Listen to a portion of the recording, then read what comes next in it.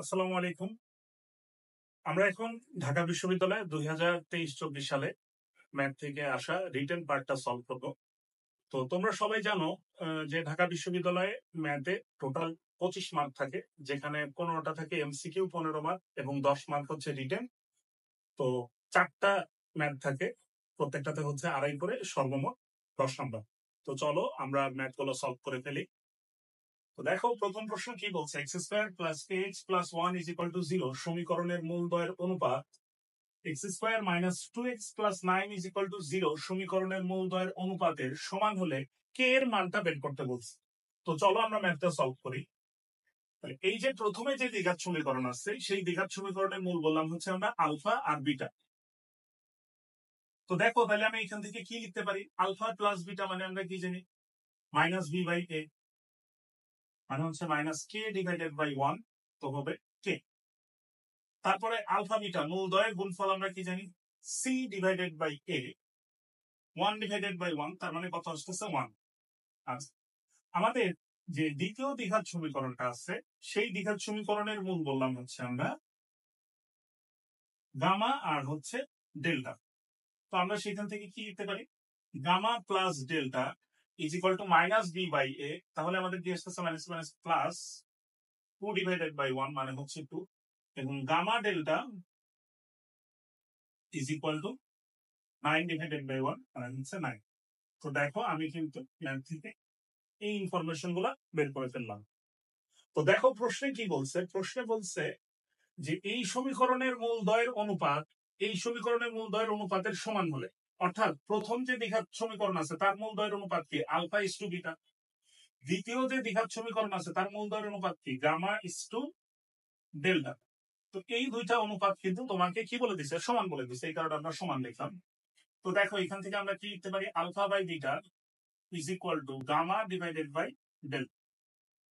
তো আমি এখানে একটা কাজ করি, দেখো এই ডেল্টাটা এই পাশে নিয়ে আসি, আলফা ডিভাইডেড গামাটা এই পাশে নিয়ে আসি, alpha divided by gamma is equal to beta divided by delta.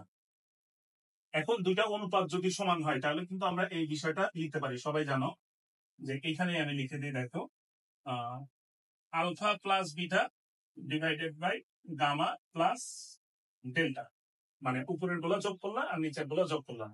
এই যে অনুপাতের এই সূত্রটা সবার মনে থাকার কথা, A divided by B is equal to C divided by D হলে এটাও সমান হয় A plus C divided by B plus D. তো এটা লিখলাম। দেখার কারণটা কি, কারণ দেখো আমাদের এখানে কিন্তু আলফা প্লাস বিটা এর মান দেওয়া আছে আর গামা প্লাস ডেল্টা এর মান দেওয়া আছে।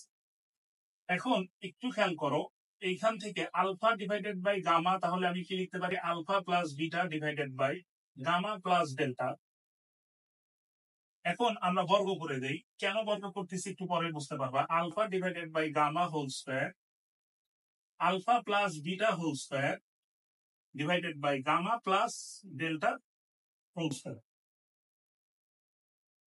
তো দেখো এই alpha divided by gamma whole স্কয়ারকে আমি কি লিখতে পারি, alpha divided by gamma into alpha divided by gamma is equal to alpha plus beta whole square divided by gamma plus delta whole square. তো দেখো আলফা বাই গামা এর পরিবর্তে কিন্তু আমি বিটা ডিভাইডেড বাই ডেল্টা লিখতে পারি, alpha divided by gamma, আরেকটার পরিবর্তে কি লিখলাম, বিটা ডিভাইডেড বাই ডেল্টা। কেন লিখলাম, দেখো এদের গুণ ফলটাও কিন্তু আমাদের জানা আছে, যোগ ফলটা তো অলরেডি আমরা বের করে ফেলছি, এখানে alpha plus beta whole square divided by gamma plus delta whole square. তো এখন জাস্ট মান বসায় ক্যালকুলেশন করলেই হবে। দেখো আলফা বিটা উপরে আছে, আলফা বিটা, আলফা বিটা এর মান আমরা কত পাইছি 1, আর এইখানে লেখা হচ্ছে 1 ডিভাইডেড বাই গামা ডেল্টা এর মান কত পাইছি আমরা 9 is equal to alpha plus beta এর মান কত পাইছি মাইনাস কে। তো এটাকে যদি স্কয়ার করো তাহলে কি আসে, কে স্কয়ার, আর গামা প্লাস ডেল্টা এর মান কত পাইছি 2, এটা কি স্কয়ার করলে কত আসে 4। তার মানে আমাদের কি আসলো, K square is equal to 4 divided by 9। সুতরাং এইখান থেকে আমরা কে এর ভ্যালু কত লিখতে পারি, প্লাস মাইনাস 2 ডিভাইডেড বাই 3। সুতরাং এটাই হচ্ছে আমাদের আনসার। খুবই সহজ ম্যাথ, কঠিন কিছুই না। আমাকে জাস্ট কি বলছিল, যে প্রথম যে দ্বিঘাত সমীকরণ আছে সেই দ্বিঘাত সমীকরণের মূলদ্বয়ের অনুপাত দেওয়া আছে, দ্বিতীয় দ্বিঘাত সমীকরণের মূলদ্বয়ের অনুপাত সমান দেওয়া নাই আর কি, বলছে যে প্রথম দ্বিঘাত সমীকরণের মূলদ্বয়ের অনুপাত আর দ্বিতীয় দ্বিঘাত সমীকরণের মূলদ্বয়ের অনুপাত সমান। এই কারণে আমরা মূলদ্বয়ের যোগফল বের করলাম, গুণফল বের করলাম, করে অনুপাত সমান লিখে এখানে জাস্ট মান বসাই কিছু ক্যালকুলেশন করে আমরা এর মানটা পেয়ে গেছি। আশা করি সবাই ম্যাথটা বুঝতে পারছো। তো চলো আমরা পরবর্তী ম্যাথে চলে যাই।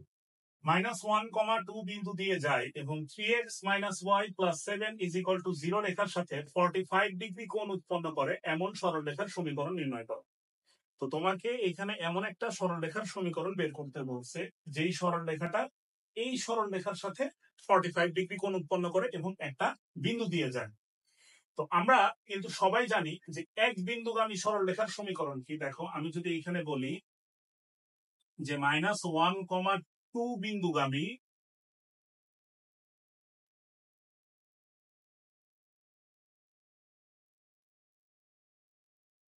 -1, 2 বিন্দুগামী সরলরেখা কেমন হবে বলো তো? y - y1 = m into x plus x1।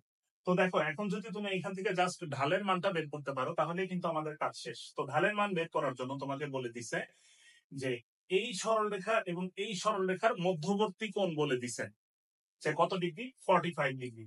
তো আমরা কিন্তু জানি যে দুইটা সরলরেখার মধ্যবর্তী কোণ নির্ণয়ের সূত্র কিন্তু আমরা সবাই জানি। সেটা হচ্ছে আমি যদি লিখি tan থিটা = জাস্ট সূত্রটা লিখতেছি, দুইটা সরলরেখার মধ্যবর্তী কোণ নির্ণয়ের সূত্র হচ্ছে এটা, tan theta = +- m1 - m2 divided by 1 + m1 m2। এইখানে যদি আমি বলি যে m1 এর মান মানে প্রথম যে সরলরেখা দেওয়া আছে তার ঢাল কত দেখো তো। তার ঢাল হচ্ছে দেখো -x এর সহগ ডিভাইডেড বাই y এর সহগ।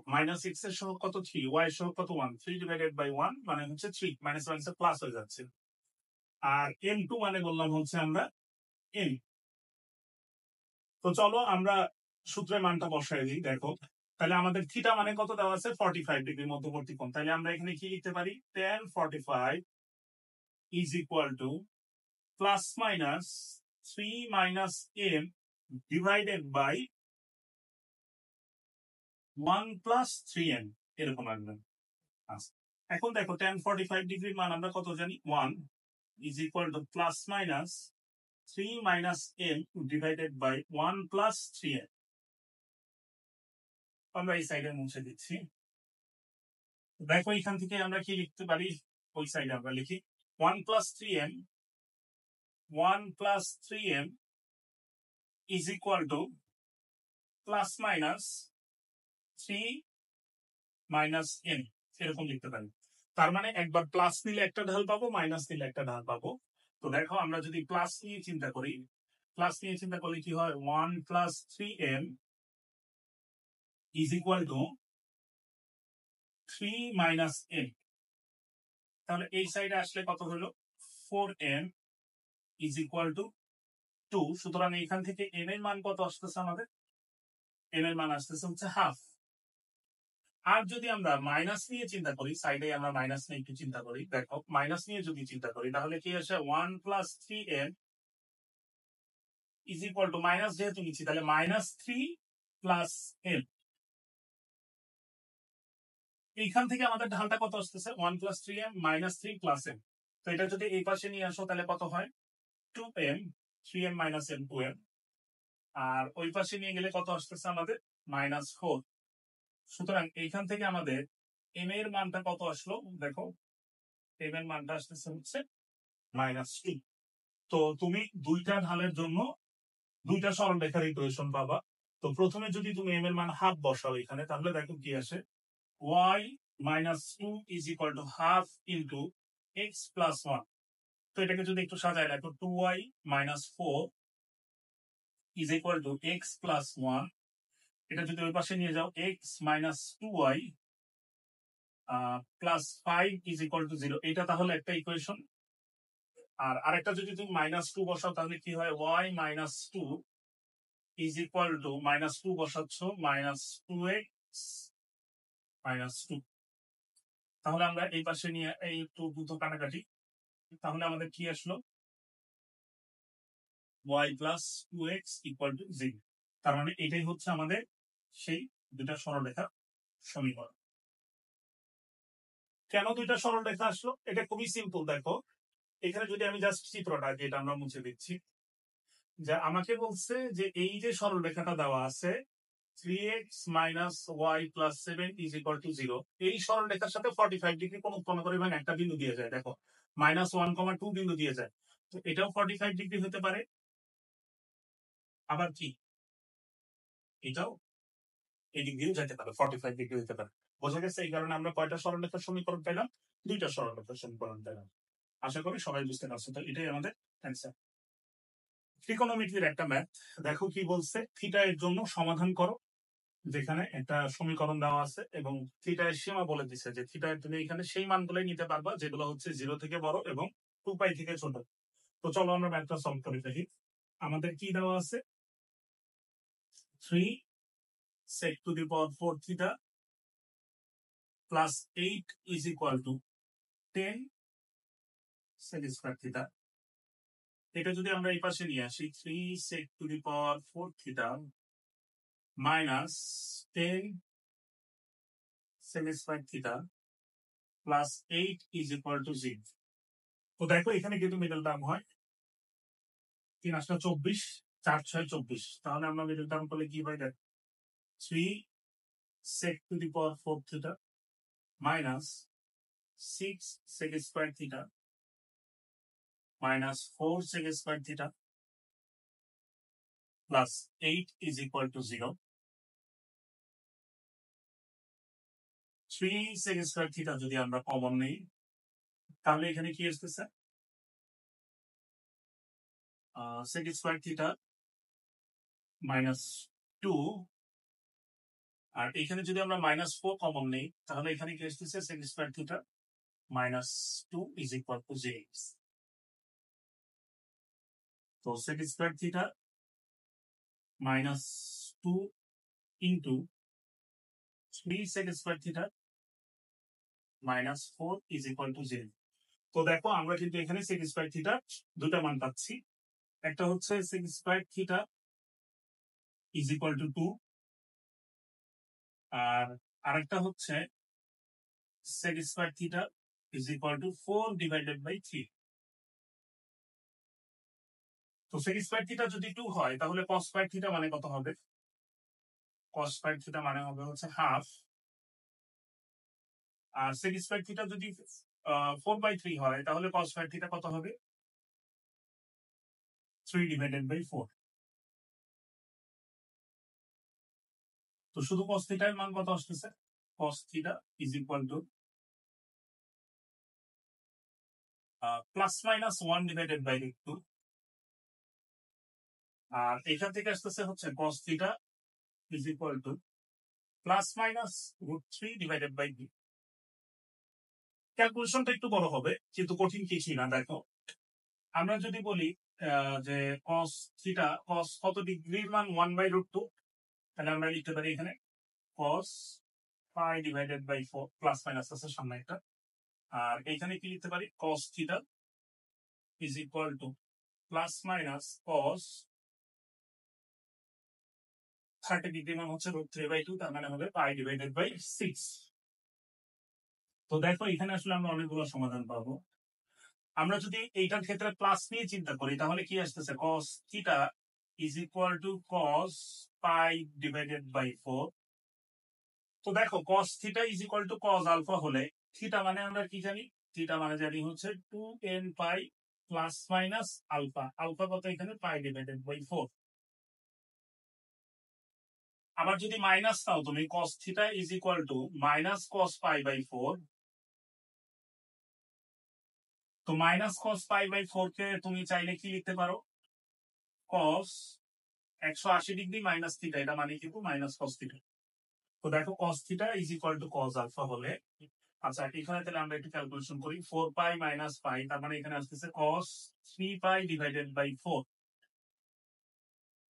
তাহলে আমাদের cos theta is equal to cos alpha হলে এখান থেকে আমরা থিটা কত পাইতেছি? থিটা মানে পাইতেছি 2n pi plus minus 3 pi divided by 4। আচ্ছা, তো পরবর্তীটা করার জন্য আমরা এই অংশটা মুছে দিই। চলো তারপরে এখান থেকে দেখো cos theta is equal to cos pi by 6 যদি আমরা নেই, cos theta is equal to cos alpha হলে আমরা থিটা মানে ওই যে সেম আগের মধ্যে থিটা মানে 2n pi plus minus pi divided by 6, আর যখন মাইনাস নিব এখানে একবারে লিখে দিচ্ছি, তো এটাকে আমরা কি লিখতে পারি cos pi minus pi by 6, যে cos 180 ডিগ্রি মাইনাস থিটা মানে হচ্ছে মাইনাস cos থিটা। তো কত হলো আমাদের এখানে cos 5 পাই বাই 6। তো দেখো cos theta is equal to cos alpha হলে থিটা মানে হচ্ছে 2n pi plus minus 5 pi by 6। এখন একটা বিষয় একটু খেয়াল করো, দেখো এইখানে কিন্তু আমাকে থিটা এর সীমা বলে দিছে, যে থিটা এর আমরা সেই মানগুলাই নিব যেই মানগুলো 0 থেকে বড় এবং 2 পাই থেকে ছোট। তো দেখো প্রথমেই আমি যদি বলি, তার মানে এখানে n এর মানগুলো তোমাকে বসাইতে হবে। n হচ্ছে পূর্ণ সংখ্যা প্লাস মাইনাস 0 সহ। তো দেখো এখানে কিন্তু আমাদের প্রথমেই কিন্তু যেহেতু বলে দিচ্ছে 0 এর চাইতে বড়, তাহলে কিন্তু এখানে আমাদের মাইনাসে আর কোনো যাওয়ার দরকার নাই। এটা কিন্তু আমরা বুঝতে পারছি যে মাইনাসে এখানে আমাদের আর কোনো যাওয়ার দরকার নাই, কারণ মাইনাস যদি বসাই n এর মান তাহলে সবগুলাই মাইনাস আসবে যেটা 0 এর চাইতে ছোট। তো এই কারণে আমরা এখানে 0 থেকে শুরু করব। তো আমরা যদি তাহলে আমরা একটু বক্স করে দেই কোনটা কোনটা পাইলাম। এইটা একটা, এইটা একটা, তারপরে আসো এইটা একটা, এইটা একটা। তো প্রথমে আমরা যদি দেখো 0 বসাই, খুবই সহজ বিষয়, 0 বসালে এখানে আসতেছে প্লাস মাইনাস পাই বাই 4, 0 হয়ে যাচ্ছে প্লাস মাইনাস পাই বাই 4। তাহলে তো আমরা মাইনাসটা নিব না, শুধু নিব প্লাসটা। তাহলে n ইজ ইকুয়াল টু 0 এর জন্য n ইজ ইকুয়াল টু আমাদেরকে জায়গা হবে, এখানে জায়গা হবে আশা করি। n ইজ ইকুয়াল টু 0 এর জন্য, না হলে আমরা ওই পাশে সমস্যা নেই। আচ্ছা এখানে আগে লিখি n ইকুয়াল টু 0 এর জন্য। দেখো এখানে কত আসতেছে প্লাস পাই বাই 4, থিটার একটা মান আসতেছে হচ্ছে পাই বাই 4। আচ্ছা এখানে কত আসতেছে, এখানে আসতেছে মাইনাসটা নিব না, 3 পাই বাই 4 যেটা সীমার মধ্যে আছে 3 পাই বাই 4। এখানে কত আসতেছে ভাই, এখানে আসতেছে পাই বাই 6, এটাও সীমার মধ্যে আছে। এবং এখানে আসতেছে কত 5 পাই বাই 6, এটাও সীমার মধ্যে আছে। Pi pi divided by 6, pi by 6 মানে হচ্ছে 30 ডিগ্রি, 5 দ্বারা যদি গুণ করো তাহলে 150 ডিগ্রি, যেটা আমাদের সীমার মধ্যে আছে। তো n ইজ ইকুয়াল টু 0 এর জন্য আমরা এখান থেকে কয়টা মান পাইলাম, 4টা মান পাইলাম। তো চলো আমরা এই n ইজ ইকুয়াল টু 1 এর জন্য এখন চিন্তা করি। এখানে আমরা মুছে দিচ্ছি, n ইজ ইকুয়াল টু 1 এর জন্য যদি আমরা চিন্তা করি, n ইজ ইকুয়াল টু 1। তো দেখো প্রথম ক্ষেত্রে আমি যদি 1 বসাই, এখানে কিন্তু 2 পাই, 2 পাই হচ্ছে 2 পাইয়ের সাথে তুমি যদি কিছু যোগ করো তাহলে সেটা নিশ্চয়ই 2 পাই থেকে বড় হবে। তার মানে আমরা যোগ করতে পারবো না, এখানে জাস্ট মাইনাস এরটা নিব। n ইকুয়াল টু 1 এর জন্য মাইনাস এরটা নিব। তো আমরা যদি n ইকুয়াল টু 1 এর জন্য, তাহলে এখানে কত আসতেছে 2 pi minus pi by 4, 2 pi minus pi divided by 4। তাহলে আমরা কত পাচ্ছি এখানে 8 পাই মাইনাস পাই, তার মানে 7 পাই ডিভাইডেড বাই 4। আচ্ছা তারপরে এখানে একটু খেয়াল করো, এখানেও সেম কথা, 2 পাই থেকে 2 পাইয়ের সাথে যোগ করবো না, কিছু অংশ বিয়োগ করবো। তো 2 pi minus 3 pi by 4, n is equal to 1 এর জন্য 2 পাই মাইনাস 3 পাই বাই 4। এটা জাস্ট একটু ক্যালকুলেশনটাই বড় আর কি, তাছাড়া আর কিছুই না। তাহলে আমাদের কত আসতেছে 4 গুণ 8, 8 মাইনাস 3 পাই, তার মানে আসতেছে হচ্ছে 5 পাই ডিভাইডেড বাই 4। তারপরে এখানে আসো, এখানেও সেম কথা, প্লাসটা নিব না, নিব মাইনাসটা। 2 pi plus 5, 2 pi minus pi by 6, 2 pi minus pi divided by 6। তাহলে আমাদের কত হলো 12 পাই, 11 পাই বাই 6। আর আমাদের এখান থেকে কত আসতেছে 2 pi minus 5 pi by 6, 2 pi minus 5 pi by 6। তাহলে কত হয় আমাদের 12 পাই মাইনাস 5 পাই, 7 পাই বাই 6। তাহলে আমরা টোটাল রেঞ্জের মধ্যে কয়টা সমাধান পাইছি দেখো। a ইজ ইকুয়াল টু 2 এর জন্য কিন্তু আর হবে না, কারণ এখানে অনেক বড় একটা মান হয়ে যাচ্ছে 4 পাই, যেটা অনেক বড় হয়ে যাচ্ছে 2 পাই থেকে বড়। সেখান থেকে যদি এই ছোট অংশটা বিয়োগ করো, আলটিমেটলি সেটাও 2 পাই থেকে কি হয়ে যাবে, বড় হয়ে যাবে। সুতরাং আমরা শুধুমাত্র n ইজ ইকুয়াল টু 0 এর জন্য n ইজ ইকুয়াল টু 0 এর জন্য প্লাসটা নিয়ে পাবো, এবং n ইজ ইকুয়াল টু 1 এর জন্য মাইনাসটা নিয়ে পাবো। তাহলে আমরা সমাধান টোটাল কয়টা পেলাম, 8টা সমাধান পেলাম, তাই না? ওইখানে 4টা, এখানে 4টা। তো এটাই হচ্ছে আমাদের অ্যান্সার, এই যে 5/4। তো এটা জাস্ট আমরা একসাথে লিখে দিব আর কি, 5/4, 3/4। আমি যদি একটু সাজাই লিখি 5/4, 3/4, তারপরে আছে হচ্ছে 7/4, আরেকটা 5/4 আছে না, 5π/4, আচ্ছা একটু সাজায় লিখতেছি, 5π/4, 7π/4 এবং π/6 গুলো একসাথে লিখে দেবো আর কি এইভাবে, π/6, 5π/6, 7π/6, 11π/6, 5/6, 5π/6, 7π/6, 11π/6। তো এটাই হচ্ছে কি আমাদের এই ম্যাথটার অ্যান্সার। এই ম্যাথের ক্যালকুলেশনটা জাস্ট একটু বড় শেষের দিকে এসে, তাছাড়া কিন্তু মোটামুটি ম্যাথটা খুবই সহজ একটা ম্যাথ। এবং এই টাইপের ম্যাথ মাঝে মধ্যে ঢাকা ইউনিভার্সিটিতে দিয়ে দেয়, ত্রিকোণমিতি থেকে। তো ত্রিকোণমিতি চ্যাপ্টারটা তোমাদের রিটেনের জন্য খুব বেশি গুরুত্বপূর্ণ। লাস্ট যে ম্যাথটা আছে দেখো কি বলছে। এই টাইপের ম্যাথ সাধারণত এমসিকিউ তে আসে, তো এবার রিটেনে দিয়ে দিছে। তো দেখো, একটি বুলেট বালির বস্তা 6 সেন্টিমিটার ভেদ করার পর 1/3 বেগ হারায়, বুলেটটি বস্তার মধ্যে কত সেন্টিমিটার প্রবেশ করে থেমে যাবে, মানে টোটাল সে কত সেন্টিমিটার যাবে। তো দেখো, আমরা যদি একটা এরকম একটা সিনারিও চিন্তা করি যে এটা হচ্ছে আমাদের একটা বালির বস্তা, এই বস্তার মধ্যে সে ধরলাম আমরা ইউ বেগে প্রবেশ করলো। প্রবেশ করার পর যখন সে 6 সেন্টিমিটার গেল, দেখো এখানে আমরা বললাম যে এটা আমাদের 6 সেন্টিমিটার সে গেছে আর কি। 6 সেন্টিমিটার যাওয়ার পর 6 সেন্টিমিটার ভেদ করার পর বেগ কত হারায়? 1/3, পর 1/3 বেগ হারায়। তো আমরা এখানে কিন্তু লিখতে পারি যে 6 সেন্টিমিটার পর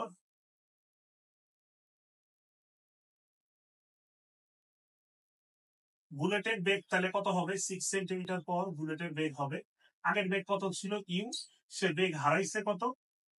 1/3, মানে হচ্ছে ইউ ডিভাইডেড বাই 3। তাহলে আমাদের কত আসলে এখানে? 2u divided by 3। আচ্ছা, তো এটা হচ্ছে আমাদের, বললাম এটা হচ্ছে আমাদের কেস 1। কেস 1 এর ক্ষেত্রে তাহলে আদি বেগ হচ্ছে ইউ এবং শেষ বেগ হচ্ছে 2u/3। তো আমরা ধরলাম সে আরো এস ড্যাশ পরিমাণ অতিক্রম করার পর বুলেটটা থেমে গেল। থেমে গেল মানে কি? তার মানে এখানে শেষ বেগ কত হবে? 0।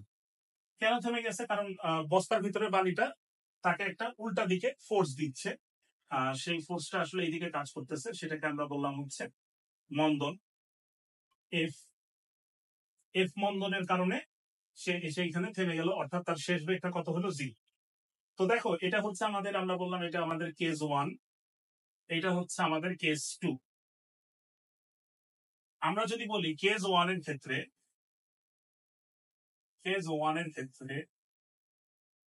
দেখো এখানে আমরা কি বলতে পারি? V square is equal to U square minus 2fs। আমরা একদম সূত্রটা লিখলাম আর কি।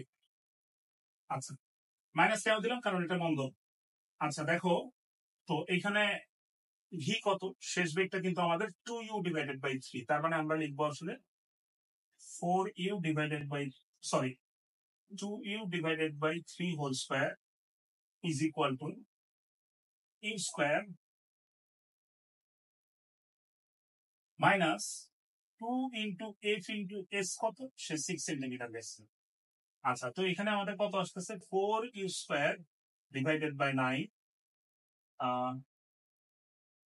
Is equal to U square minus 12f।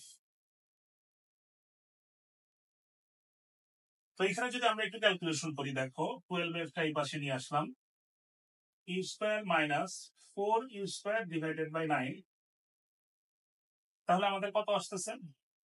এখান থেকে 12f মানে কত আসলো আমাদের? একটু দেখো, 9u square, 5u square divided by 9। তাহলে সুতরাং আমাদের f এর মানটা এখান থেকে কত পাইলাম? 5u square divided by 108, 5u square divided by 108। এখন কেস 2 এর ক্ষেত্রে দেখো, কেস 2 এর ক্ষেত্রে বুলেটটা কিন্তু থেমে গেছে, তার মানে আমাদের শেষ বেগটা কত? 0। তাহলে ভি স্কয়ার মানে হচ্ছে 0 স্কয়ার ইজ ইকুয়াল টু, এখানে আদি বেগটা তার কত ছিল? আদি বেগটা ছিল হচ্ছে 2u/3, তার মানে 4u square divided by 9 minus 2 into F into S dash. S ড্যাশটাই আমরা এখানে বের করতে চাচ্ছি, এস ড্যাশটা আমরা জানি। তো এখানে তাহলে আমাদের কত আসলো? দেখো এখানে ক্যালকুলেশন করলে আসে হচ্ছে 2f এস ড্যাশ, এই সাইডে নিয়ে আসলাম, is equal to 4u square divided by 9। তো আমাদের এফ এর মানটা কত দেওয়া আছে? এফ এর মানটা এখানে আমরা কত বের করছি? 5u² divided by 108 into S dash is equal to 4u² divided by 9। তো আমরা এই u² কাটাকাটি করে দিলাম, এইটাকে এটা দ্বারা কাটাকাটি করলাম, তাহলে আমাদের কত আসে আমরা জানি 12 আসবে। তারপরে এখানে কত আসলো? 6, তাই না? 6 আচ্ছা, সুতরাং এস ড্যাশের মানটা আমাদের কত আসলো? এস ড্যাশের মান আসলো হচ্ছে 24 ডিভাইডেড বাই 5। তো সে আগে কত দূরত্ব অতিক্রম করছিল? 6 সেন্টিমিটার, এবং শেষ বেগ যখন তার 0 হয়ে যায় তখন সে বাকি আর কতটুকু দূরত্ব অতিক্রম করে? 25 ডিভাইডেড বাই 4 সেন্টিমিটার। তাহলে টোটাল অতিক্রান্ত দূরত্বটা আমাদের কত হবে? টোটাল অতিক্রান্ত দূরত্বটা আমাদের বড় হাতের এস দ্বারা প্রকাশ করলাম। আমরা বললাম এস প্লাস এস ড্যাশ, মানে এখানে হচ্ছে 6 plus 24 divided by 5, 30 54 divided by 5 centimetre. তার মানে বুলেটটা টোটাল এই যে এই অংশটা প্রবেশ করবে 54 ডিভাইডেড বাই 5 সেন্টিমিটার। তো এই ছিল আমাদের রিটেনের ম্যাথ 2023-24 সালে আসা। তো পরবর্তী ক্লাসগুলোতে আমরা অন্যান্য ম্যাথ নিয়ে অবশ্যই আলোচনা করব। ততদিন পর্যন্ত সবাই ভালো থাকো, সুস্থ থাকো। ধন্যবাদ সবাই।